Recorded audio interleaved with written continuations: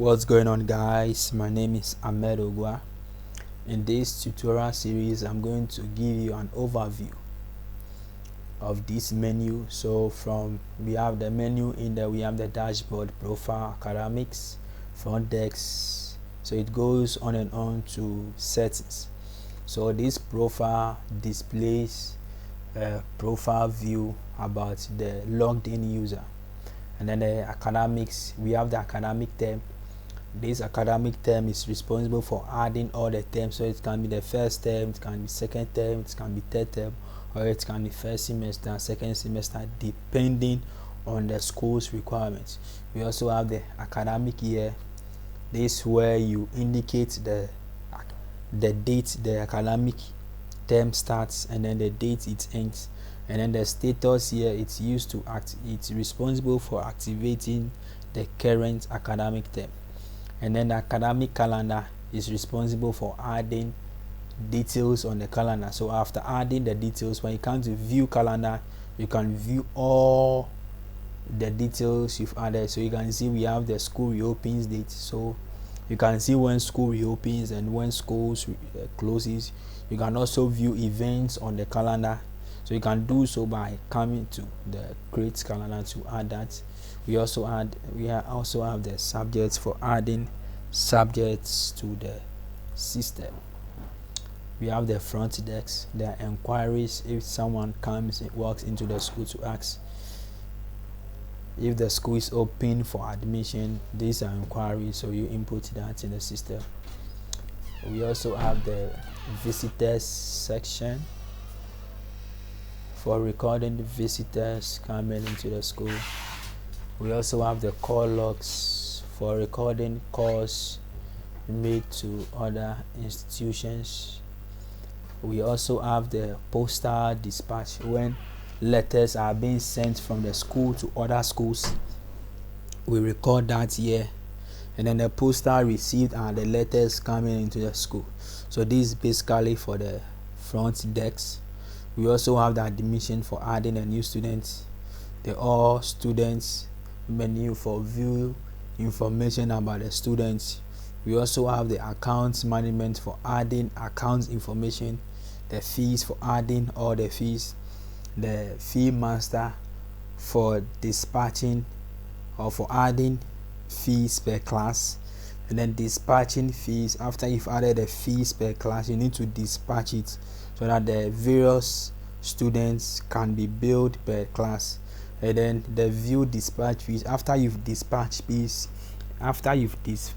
fees, you can view the fees per class to ensure each student received the right fees they are supposed to pay for the term. We also have the all transactions. When students pay fees, you can view the information here. And then the fee payment, when student comes to pay fees, when they come in to pay their fees, you can click here, record fee payments.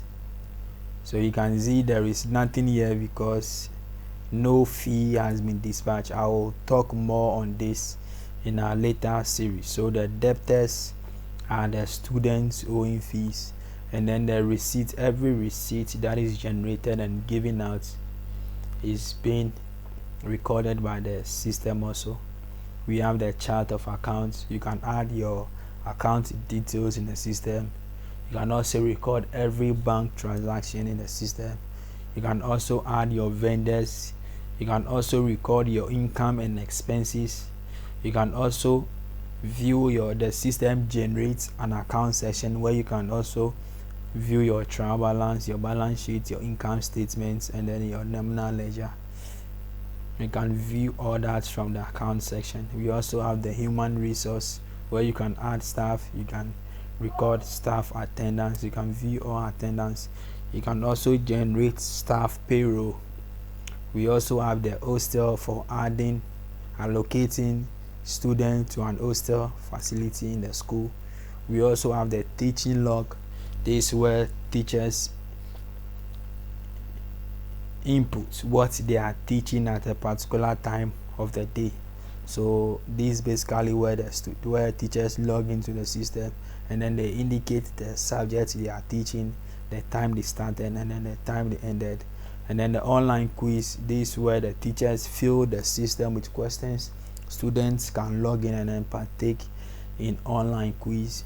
We also have the library session for adding books and then issuing books. We also have the inventory for